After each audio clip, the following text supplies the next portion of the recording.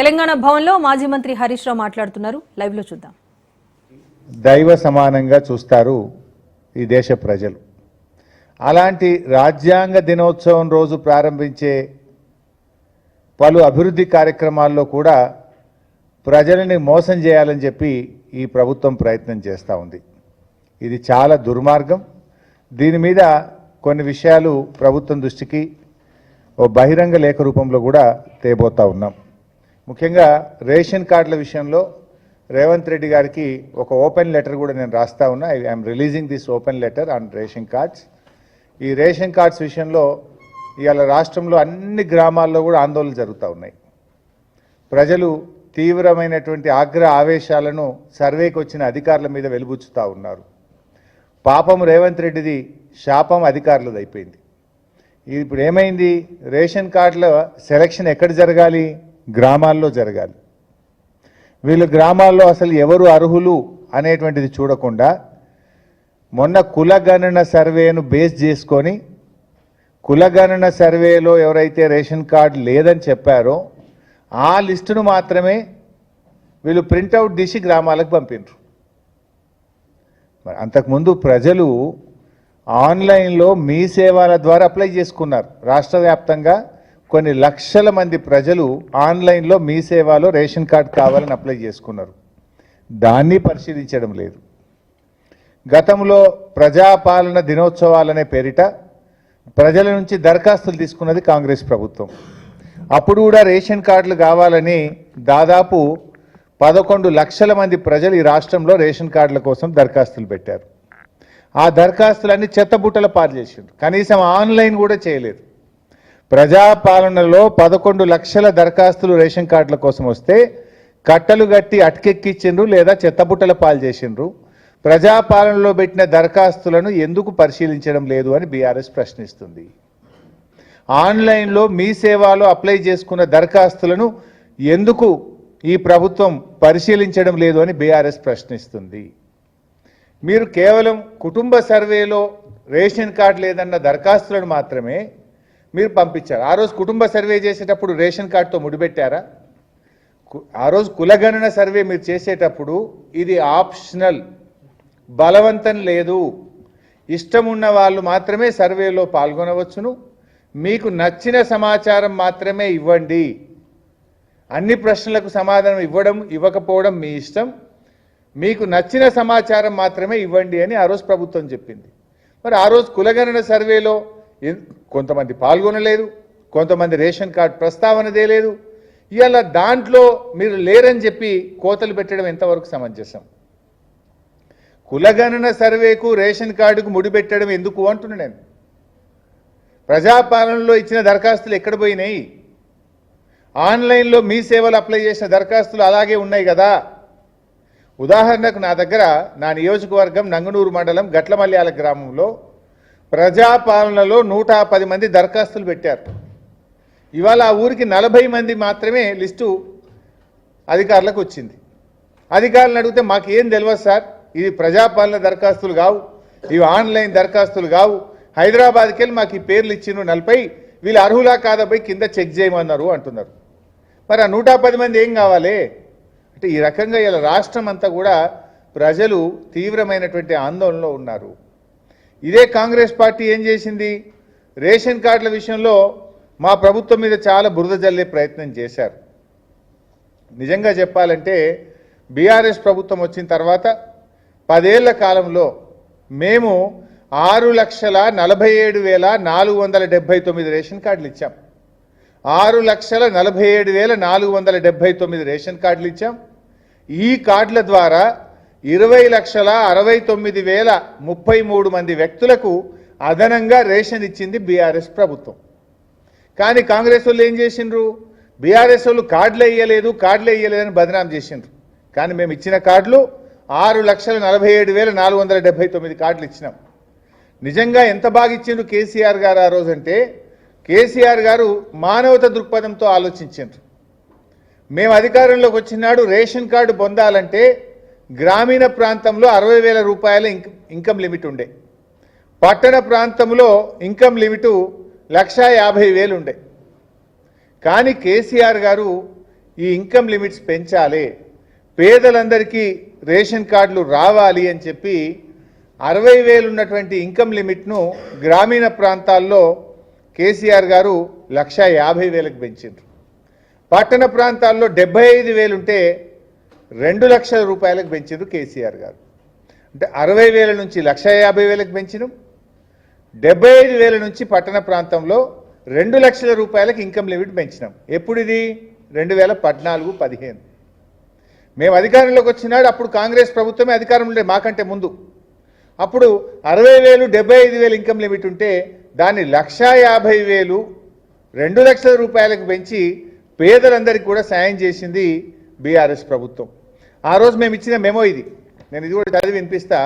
ఇది 28/11/2014, 28/11/2014 memo number 900. ఇందులో ఎంత స్పష్టంగా చెప్పింది మా గవర్నమెంట్ అంటే, the annual family income ceiling for issue of food security card rupees 1.5 lakh and below in rural areas and rupees 2 lakhs and below in urban areas. This decision has been taken keeping in view that through the outsourcing employees, low status of employees in private sector whose income is very low are not coming under the ambit of eligibility of food security cards, though they are deserving. Therefore, to cover such deserving persons under the scheme, the income limit is increased. Outsourcing ఉద్యోగులు, అంగన్వాడీలు, ఆశాలు, RTC ఉద్యోగులు, అదేవిధంగా private సెక్టార్లో పనిచేసే పేద ఉద్యోగులకు కూడా తెల్ల రేషన్ కార్డు దక్కాలని చెప్పి ఆ రోజు మా ప్రభుత్వం 2014లో పెంచింది. ఇవాళ 10 ఏళ్ళు అయింది కదా పైసాబ్. 2014 నుంచి 10 ఏళ్ల తర్వాత ఎంత మరి రేట్లు పెరిగినాయి, ఎంత నిత్యావసర వస్తువుల ధరలు పెరిగినాయి, ఇన్ఫ్లేషన్ ఎంత పెరిగింది. మరి ఆ ప్రకారంగా ఇన్కమ్ లిమిట్ పెంచాలన్నా వద్దా? ఆ 2014లో బీఆర్ఎస్ పెట్టిన ఇన్కమ్ లిమిటే పెట్టిండ్రు. మరి మేము కూడా ఆ రోజు గదే 60,000 గదే 75,000 పెట్టే రేషన్ కార్డులు ఇవ్వాల్సిన అవసరమే ఉండకపోవు కదా బీఆర్ఎస్ ప్రభుత్వానికి.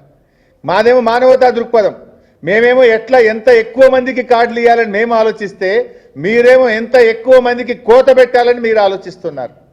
2014 నుంచి 2024కు 10 ఏళ్ల కాలంలో రిజర్వ్ బ్యాంక్ ఆఫ్ ఇండియా చెప్పిన ఇన్ఫ్లేషన్ లెక్క, రిజర్వ్ బ్యాంక్ ఆఫ్ ఇండియా ఏం చెప్పింది?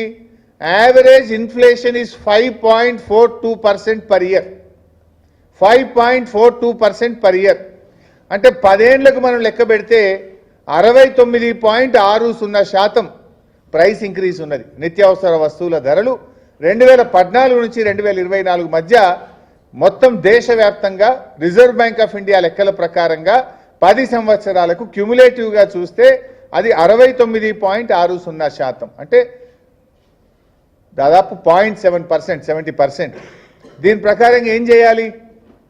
1.70 ఇంటూ ద ప్రీవియస్ రేట్. అంటే ఆ రోజు 1,50,000 ఉంది బైసాబ్ రూరల్లో. 1,50,000 ఇంటూ 1.7 కొడితే ఏమవుతుంది? ఆ ఆదాయము మనం ఆ రకంగా పెంచవలసినటువంటి అవసరం ఉంటుంది. కానీ మీరేం చేస్తుండ్రు? అది పెంచే ఆలోచన చేయకుండా ఈరోజు పాత రేట్లనే కొనసాగించేటువంటి ప్రయత్నం చేస్తున్నారు. మరి ఆ రకంగా మేము ఆ రోజు 2.5 టైమ్స్ పెంచాం. 2.5 టైమ్స్ అంటే 60,000ను మనం ఆ రోజు 1,50,000, 75,000ను 2 లక్షలు, అంటే 2.5 రెట్లు రేషన్ కార్డులు ఇవ్వడానికి ఆ రోజు 2.5 రెట్లు గత ప్రభుత్వం పెంచింది, ఇన్కమ్ లిమిట్ పెంచింది. మీరు 2.5 రెట్లు పెంచుతారా? At least 0.7%. Inflation Reserve Bank of India చెప్పిన ప్రకారంగా ఇన్ఫ్లేషన్ ప్రకారంగా మీరు ఆ 1.7 మీరు చేయాల్సినటువంటి అవసరం ఎంతైనా ఈరోజు ఉంది. ఆ రకంగా చేస్తే ఏమవుతుందంటే, ఇవాళ బీఆర్ఎస్ డిమాండ్ చేసేది గ్రామీణ ప్రాంతంలో 1,50,000 ఉన్నటువంటి దాన్ని మీరు 2,55,000కు పెంచాలని బీఆర్ఎస్ డిమాండ్ చేస్తుంది. పట్టణ ప్రాంతంలో కూడా ఇన్కమ్ లిమిట్ 2.5 లక్షల రూపాయలు ఉంది. దాన్ని 1.7తో మీరు మల్టిప్లై చేసి 3,40,000కు పెంచాలని బీఆర్ఎస్ డిమాండ్ చేస్తుంది. అప్పుడు నిజంగా పేదలు కవర్ అవుతారు. మేము ఆ రోజు కేసీఆర్ది మానవత దృక్పథం, పేదలకు అందాలని కేసీఆర్ ఆలోచన, పేదలకు ఎట్లా కోతలు పెట్టాలన్నది రేవంత్ రెడ్డి ఆలోచన. ఇంతే తేడా. ఆ రోజు మేము 2.5 రెట్లు పెంచాం, మరి ఈరోజు మీరు ఎందుకు పెంచరు అని మేము అడుగుతా ఉన్నాం.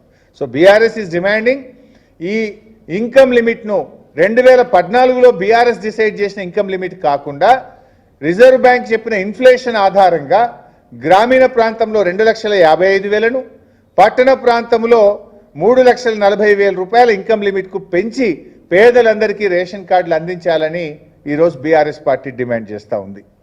అంతేకాకుండా ఆ రోజు మేము చాలా నిర్ణయాలు తీసుకున్నాం. ఆ రోజు ఇన్కమ్ లిమిట్ పెంచాం, అవుట్ సోర్సింగ్ ఎంప్లాయీస్ అందరికీ కూడా, అంగన్వాడీలకు, ఆశాలకు కూడా తెల్ల రేషన్ కార్డులు ఇవ్వండి అని చెప్పాం, జర్నలిస్టులకు కూడా తెల్ల రేషన్ కార్డులు ఇవ్వండి అని చెప్పాం, ప్రైవేట్ ఉద్యోగులకు కూడా తెల్ల రేషన్ కార్డులు ఇవ్వండి అని చెప్పి ఇన్కమ్ లిమిట్స్ మేము ఆ రోజు పెంచాం. అంతేకాకుండా ఆ రోజు ఇదే కాంగ్రెస్ పార్టీ ప్రతి మనిషికి 4 కిలోల బియ్యం, ప్రతి కార్డుకు 20 కిలోల సీలింగ్ పెట్టింది. కానీ కేసీఆర్ గారు వచ్చినాక 4 కిలోలు ఏంది, పేదలకు కడుపు నిండా అన్నం పెట్టాలని 6 కేజీల బియ్యం ప్రతి మనిషికి ఇచ్చింది బీఆర్ఎస్ ప్రభుత్వం. 20 కిలోల సీలింగ్ తీసేసి అగర్ సే ఘర్ మే 10 लोग हैं 60 కిలో చావల్ దే దో, 10 మంది ఉంటే 50 కిలోల బియ్యం ఇవ్వండి, 8 మంది ఉంటే 48 కిలోలు ఇవ్వండి, 10 మంది ఉంటే 60 కిలోలు ఇవ్వండి అని చెప్పి ఇంకా ఆ సీలింగ్ తీసేసినాం మేము. ఇది మేం చేసింది. ఆ రోజు కాంగ్రెస్ పార్టీ మనిషికి 4 కిలోలు ఇచ్చింది, 20 కిలోలు ప్రతి కార్డు మీద సీలింగ్ పెట్టింది. సీలింగ్ ఎత్తేసినాం, ప్రతి మనిషికి 6 కేజీల బియ్యం ఇచ్చింది ఆ రోజు బీఆర్ఎస్ ప్రభుత్వం. అదేవిధంగా మేము కొత్త కార్డులు ఇచ్చాం, ఇన్కమ్ లిమిట్లు పెంచాం, రేషన్ కార్డు మీద సీలింగ్ ఎత్తివేశాం. ఇది కాకుండా పిల్లలకు ఎస్సీ, ఎస్టీ, బీసీ, మైనార్టీ గురుకుల పాఠశాలలో, అంగన్వాడీల్లో చదువుకునేటువంటి పిల్లలకు పాత బియ్యం, సన్న బియ్యంతో కడుపు నిండా అన్నం పెట్టాం. ప్రతి సంవత్సరం 2,62,000 మెట్రిక్ టన్నుల పాత బియ్యం, సన్న బియ్యాన్ని గురుకుల పాఠశాలలకు, హాస్టళ్లకు, ప్రభుత్వ పాఠశాలలకు సప్లై చేసి 2015వ సంవత్సరం నుంచే సన్న బియ్యంతో అన్నం పెట్టింది బీఆర్ఎస్ ప్రభుత్వం. కానీ ఇలా మీరు ఇందులో ఏ మార్పు తేలే. మీరు ఇలా మీ లెక్క ప్రకారం వచ్చిన ఉదాహరణ చెప్తా బైసాబ్. ఆ రోజు అంగన్వాడీ టీచర్లు 2014లో మేము మా ప్రభుత్వం వచ్చినప్పుడు మేము కొత్త రేషన్ కార్డులు ఇచ్చినప్పుడు అంగన్వాడీ టీచర్ జీతం ఆ రోజు 4,200 బైసాబ్. 4,200 ఇంటూ 12 నెలలు వేస్తే 50,000 అవుతుంది గంతే. కానీ ఆ రోజు మేము 1,50,000 సీలింగ్ పెట్టినాం కార్డు ఇవ్వడానికి. ఇవాళ అదే అంగన్వాడీ టీచర్ ఎంత అంటే 13,650 రూపాయలు బైసాబ్. 13,650 నెలకు జీతం. సంవత్సరానికి ఎంత అవుతుంది? 1,63,800 రూపాయలు అవుతుంది. ఇప్పుడు మీ ఇన్కమ్ లిమిట్ ఎంత ఉంది?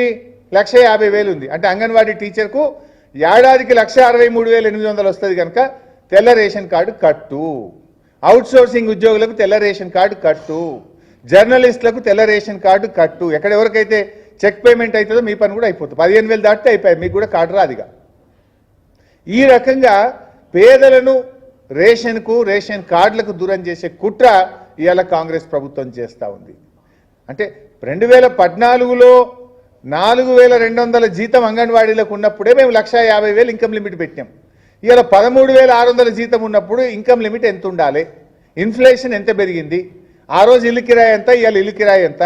ఆ రోజు మంచినూనె ధర ఎంత, ఇవాళ మంచినూనె ధర ఎంత? ఆ రోజు బియ్యం ధర ఎంత, ఇవాళ బియ్యం ధర ఎంత? పెరిగిన ధరలకు అనుగుణంగా నువ్వు దాని లిమిట్ పెంచి పేదలకు న్యాయం చేస్తావా, చేయవా? అంటే ఈ ప్రభుత్వం ఇవాళ అన్ని రకాలుగా మోసం చేస్తున్నారు. ఒకటి, ఇన్కమ్ లిమిట్ పెంచలేదు. 2, పేదలు ఆన్లైన్లో మీ సేవల దరఖాస్తు పెడితే పట్టించుకోవడం లేదు. 3, ప్రజాపాలనలో దరఖాస్తులు పెడితే చెత్తబుట్టల పాలు చేసిండ్రు. 4, దొంగసాటుగా కుటుంబ సర్వేలో ప్రజలు కంపల్షన్ లేకుండా వాలంటీర్గా ఎవరైతే ఇచ్చిండ్రో ఆ లిస్టును మీరు ఊర్లకు పంపించి ఇలా పేదల్ని రేషన్ కార్డులకు దూరం చేస్తున్నారు. మీరే ఇలా రేషన్ కార్డు ఉంటేనే ఉచిత గ్యాస్ అనబడుతుంది, రేషన్ కార్డు ఉంటేనే ఉచిత కరెంట్ అనబడుతుంది, రేషన్ కార్డు ఉంటేనే ఇంకో పథకం అంటివి. మరి ఇప్పుడు ఆ పేదల పరిస్థితి ఏంది? అంటే ఇన్ని రోజులేమో మీరు బదనాం చేసినారు, అసలు మేము కార్డులు వేయలేదన్నారు. ఇంత మంచిగా మేము పనిచేసినాం, 6,47,000 కార్డులు ఇచ్చినాము, ఇన్కమ్ లిమిట్లు పెంచినాము, సీలింగ్ లేకుండా బియ్యం ఇచ్చినాము, పేదలు, అవుట్ సోర్సింగ్, ప్రైవేట్ ఉద్యోగుల్ని యాడ్ చేసేటట్టు చేసినాము, పిల్లలకు సన్న బియ్యం పెట్టినాము. కానీ రేవంత్ రెడ్డిది ఏమీ చేయకుండా ఇలా రేషన్ కార్డుల విషయంలో గ్రామాల్లో గందరగోళం జరుగుతూ ఉంది. ఈ సందర్భంగా ప్రజలకు కూడా పిలుపునిస్తూ ఉన్నాం. ఎల్లుండి 21వ తేదీ నుంచి గ్రామ సభలు ఉన్నాయి. గ్రామ సభల్లో ప్రశ్నించండి, కాంగ్రెస్ ప్రభుత్వాన్ని నిలదీయండి, అర్హులందరికీ రేషన్ కార్డులు ఇచ్చేదాకా నిలదీయాలని బీఆర్ఎస్ కార్యకర్తలు గట్టిగా వారికి అండగా ఉండాలని చెప్పి కూడా పిలుపునిస్తా ఉన్నాం. ఇప్పుడు మళ్ళా దరఖాస్తులు పెట్టమంటుండ్రు. నిన్న మా నియోజకవర్గంలో ప్రజలు అడిగితే మళ్ళీ దరఖాస్తు పెట్టి ఎన్నిసార్లు పెట్టాలి నాయన నీకు? మీ సేవలో పెట్టినాం, ప్రజాపాలనలో పెట్టినాం, ప్రజాపాలనలో పెట్టి ఏడాది అయింది, మళ్ళీ ఏడాది తర్వాత మళ్ళీ మండల ఆఫీస్ పోయి దరఖాస్తు పెట్టమంటుండ్రు. ఏడాది నిండినాక ఇప్పుడు మళ్ళీ కొత్త దరఖాస్తు పెట్టాలి. ఏడాది కింద పెట్టిన దరఖాస్తు ఏమైందో ముందు సమాధానం చెప్పు రేవంత్ రెడ్డి. మళ్ళా సిగ్గు లేకుండా మళ్ళీ దరఖాస్తు పెట్టమని ఎందుకు అడుగుతున్నావు? ఎన్నిసార్లు దరఖాస్తు పెట్టాలి? ప్రజల్ని ఎన్నిసార్లు ఆఫీస్ చుట్టూ తిప్పుకుంటావు? సో షరతులు లేకుండా ఆన్లైన్లో ఉన్న మీ సేవ దరఖాస్తులను, ప్రజాపాలనలో పెట్టిన దరఖాస్తులను, కుటుంబ సర్వేలో పెట్టిన అన్నీ కూడా పరిగణలోకి తీసుకొని సర్వే చేసి అర్హులైన వారందరికీ రేషన్ కార్డులు ఇవ్వాలని చెప్పి బీఆర్ఎస్ పార్టీ డిమాండ్ చేస్తుంది. దీనిపైన రేవంత్ రెడ్డి గారి ప్రభుత్వానికి ఒక బహిరంగ లేఖ కూడా ఈరోజు రాయడం జరుగుతూ ఉంది. ఇక రేషన్ కార్డుల కథ ఇట్లుంటే వ్యవసాయ కూలీల్లో బైసాబ్ మీకు కూడా తెలుసు, వ్యవసాయ కూలీలు అంటే ఎవరైతే గ్రామంలో కూలికి పోతారో వాళ్ళు వ్యవసాయ కూలీ. వాళ్ళు ఎలక్షన్ మేనిఫెస్టోలో ఏం చెప్పిండ్రు? వ్యవసాయ కూలీలందరికీ సంవత్సరానికి 12,000 ఇస్తాము అని మేనిఫెస్టోలో చెప్పిండ్రు. ఊళ్ళకి పోయి ఏ ఊర్లకన్నా పోయి, ఇదే పట్టణాలు అయితే కావు, వ్యవసాయ కూలీలు ఉండేదే ఊర్లల్లా. అరే మీ ఊళ్ళో కూలికి పోయేటోళ్ళు ఎవరరా తమ్మి అంటే చెప్పరా? ఇప్పుడు దానికి ఏం చేసిండ్రు? గ్రామ ప్రజలకు సంబంధమే లేదు, గ్రామంలో దరఖాస్తే తీసుకోలేదు. హైదరాబాద్లో పంచాయతీరాజ్ కమిషనర్ ఆఫీస్కి వెళ్ళి ఉపాధి హామీలో ఎందరు పనిచేస్తారో లిస్టు తెప్పించుకున్నారు. ఎంతమంది పనిచేస్తారు ఉపాధి హామీలు అంటే? ఈ రాష్ట్రంలో 52 లక్షల కార్డులు, 1,04,00,000 మంది కూలీలు ఉన్నారు. 1,04,00,000 మంది కూలీలు ఉన్నారు ఈ రాష్ట్రంలో. దానికి ఏం పెట్టిండ్రు? కంప్యూటర్ల 20 రోజులు పనిచేసిన వాళ్ళు ఎందరో చెప్పుండ్రి అని కంప్యూటర్ని అడిగితే ఈ 1,04,00,000లో 25 లక్షల మంది 20 పని దినాలు పూర్తి చేసిండ్రు అని చెప్పిండ్రు. ఆ 25 లక్షలను ఏం చేసిండ్రు? ధరణి కంప్యూటర్ సిస్టంలో పెట్టి ఇలా భూమి లేని వాళ్ళని మొత్తం ఒక గుంట భూమి ఉన్న, 5 గుంటలున్నా, 2 గుంటలున్నా, 3 గుంటలున్నా తీసేయమని కంప్యూటర్లో పెడితే అది 6 లక్షల మందిని ఇచ్చింది. 1 కోటి మంది వ్యవసాయ కూలీలు ఉంటే ఈ రాష్ట్రంలో 6 లక్షల మందికి మాత్రమే ఇందిరమ్మ ఆత్మీయ భరోసా ఇస్తున్నారు. ఆ లిస్టు హైదరాబాద్లో సెక్రటరియట్లో కంప్యూటర్లో జనరేట్ చేసి పల్లెటూర్లకు పంపిండ్రు. అది పట్టుకొని ఊర్లకు పోతే ఆఫీసర్ల మీద పడుతున్నారు ప్రజలు. వ్యవసాయ కూలీల్ని నిర్ణయించాల్సింది ఎక్కడా? గ్రామంలో, గ్రామ సభలో నిర్ణయించు, రచ్చబండ దగ్గర నిర్ణయించు, గ్రామ ప్రజల్లో ఎవరు కూలికి పోతున్నారో అడిగి మీరు నిర్ణయించండి. కానీ కంప్యూటర్లో మీరు ఉపాధి హామీ కూలీలను తీసుకొని అలా 20 పని దినాలు పెట్టి గుంట భూమి ఉన్నోడిని కూడా తీసేస్తా అంటే అది 1 కోటి మందికి వెళ్ళి 6 లక్షల మందికి వచ్చింది. అంటే నువ్వు ఇచ్చేది 6 పైసలు, ఎగబెట్టేది 94 పైసలు. 94% మందికి ఎగబెడుతున్నావు. 6 పైసలకి ఇచ్చిగా నేను పథకం అమలు చేసిన అంటే నువ్వు పేదలకు మేలు చేస్తున్నట్ట, మోసం చేస్తున్నట్ట? ఇప్పుడు ఈ ఉపాధి హామీలో ఇంకోటి ఉంటుంది బైసాబ్, 60 ఏళ్ళు దాటితే ఈజీఎస్ కార్డు ఉండదు. మరి వాడైతే ఊళ్ళో కూలికి పోతుండు కదా, 60 ఏళ్ళు నిండినాయి అంటే వాడి పొట్టెట్లా గడవాలి? నేను ముసలోడినైనా 60 ఏళ్ళు అయినా అంటే పొట్ట గడుస్తుందా?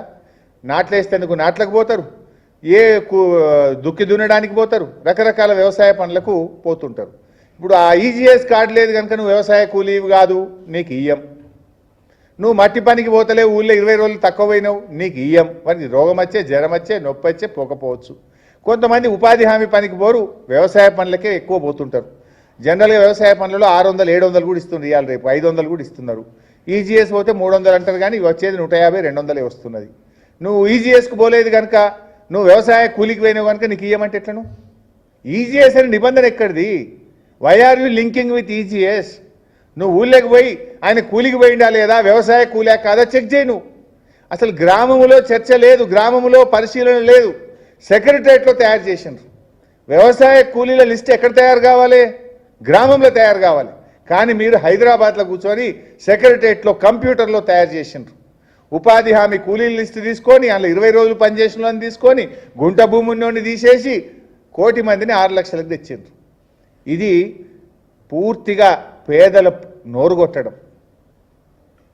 గా ఎస్సీ ఎస్టీ బీసీలు ఎక్కువ మంది కూలీలుగా పనిచేస్తారు.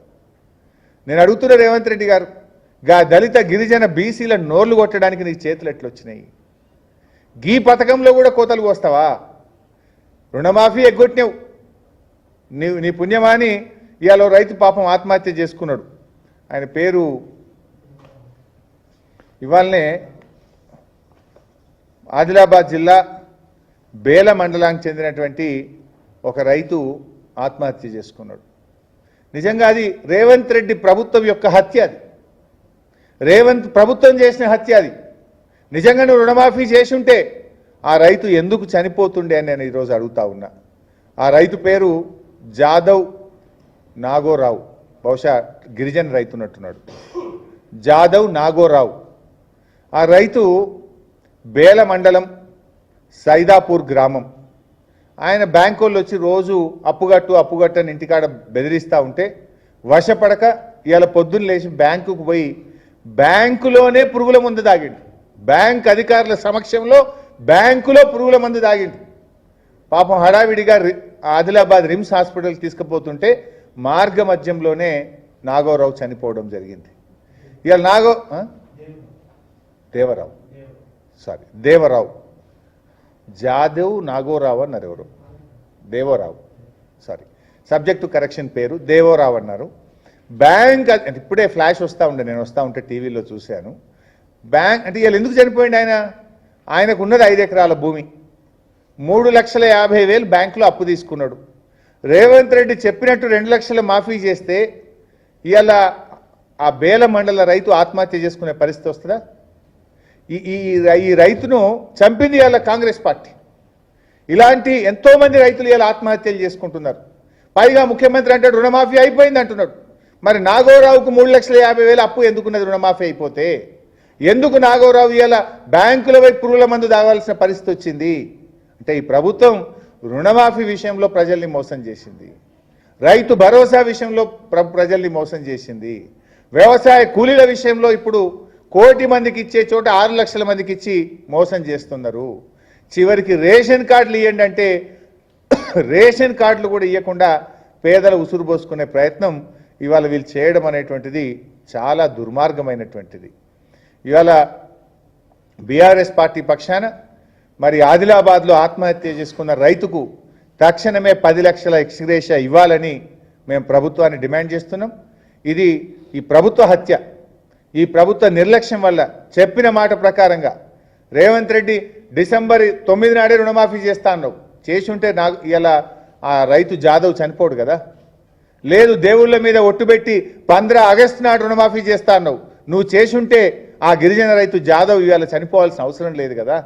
లేదు మొన్న నవంబర్ 30 నాడు మహబూబ్ నగర్లో రైతులకు మొత్తం రుణమాఫీ చేస్తా అన్నావు. ఆ చెప్పిన మాట ప్రకారంగా బ్యాంకుల డబ్బులు పడితే ఇవాళ ఆ గిరిజన రైతు జాదవ్ చనిపోడు కదా. అంటే జాదవ్ మరణం ఇది కాంగ్రెస్ ప్రభుత్వ హత్య. ఇప్పటికైనా రైతులందరికీ కూడా రుణమాఫీ పూర్తి చేయాలని, అదేవిధంగా జాదవ్ కుటుంబానికి 10 లక్షల రూపాయలు ఇచ్చి ఆదుకోవాలని చెప్పి కూడా ఈరోజు బీఆర్ఎస్ పార్టీ డిమాండ్ చేస్తుంది. మేము అవసరమైతే ఆదిలాబాద్కు మా పార్టీ పక్షాన ఒక బృందం కూడా వెళ్ళి ఆ కుటుంబానికి ధైర్యం ఇచ్చి ఆర్థిక సహాయాన్ని కూడా బీఆర్ఎస్ పార్టీ అందిస్తుంది. ఇది రెండవది. ఇక మూడవది వ్యవసాయ కూలీలు. ఇప్పుడే కూలీలదే మాట్లాడుతున్నాం. మొదటిది రేషన్ కార్డులు, రెండవది వ్యవసాయ కూలీలు. ఒకటేమో ఇట్లా కొత్త పెట్టిండ్రు, మూడోది సెంటు భూమి ఉంటే కూడా ఏమో అంటారు. వెనకట ఎస్సీలకు ఎస్టీలకు బీసీలకు గవర్నమెంట్ 1 ఎకరం అసైన్ చేసింది. ఆ ఎకరం తాతల నుంచి తండ్రులు, తండ్రుల నుంచి మనమలకు వచ్చే వరకు 5 గుంటలు వచ్చింది. అది అసైన్డ్ భూమి. 5 గుంటలు ఉంటుంది, దానిలో ఏం పంట పండుతుందా బత్తడా? నీకు 5 గుంటలు ఉన్నది, నీకు రైతు బంద్ వస్తుంది కనుక నీకు వ్యవసాయ కూలీల కింద నువ్వు రావు అంటున్నారు. 5 గుంటలు ఉంటే ఏం రైతు బంద్ వస్తుంది పైసా? నువ్వు చెప్పిన 6,000 ప్రకారంగా 750 రూపాయలు వస్తుంది. 750 ఇస్తా 12,000 ఎగబెడతా అంటుండ్రు రేవంత్ రెడ్డి. అంటే ఎకరం లోపు భూమి ఉన్న వాళ్ళందరికీ కూడా ఈ వ్యవసాయ కూలీల కింద ఇచ్చే ఆత్మీయ భరోసాను అందించాలని బీఆర్ఎస్ పార్టీ డిమాండ్ చేస్తుంది. అండ్ వ్యవసాయ కూలీలను హైదరాబాద్లో కాదు, గ్రామ సచివాలయంలో గ్రామ సభలో నిర్ణయించండి. గ్రామ ప్రజల మధ్య నిర్ణయించండి. ఉపాధి హామీతో డీలింక్ చేసి ఉపాధి హామీతో సంబంధం లేకుండా అతను కూలీయా కాదా, అతను కూలికి పోతుండా లేదా చూడండి. నిజంగా కూలీ అయితే వాళ్ళందరినీ వ్యవసాయ కూలీలుగా గుర్తించాలని చెప్పి బీఆర్ఎస్ డిమాండ్ చేస్తుంది. ఇలా హమాలీలు ఉంటారు బై ఊర్లల్లో. పంట పండినాక ఆ హమాలీలు వడ్ల సంచుల్ని మోసి తూకం పెడుతుంటారు, లారీల్లో ఎక్కిస్తుంటారు, గోడౌన్లో దించుతుంటారు. వాళ్ళు కూడా వ్యవసాయ కూలీలే కదా, భూమి లేని కూలీలే కదా. హమాలీలకు కూడా ఇస్తలేవు నువ్వు, ఇలా హమాలీలో ఏం పెడతలేవు, ఈజీఎస్తో లింక్ పెడతావు, గుంట భూమి ఉంటే ఇయ్య అంటావు.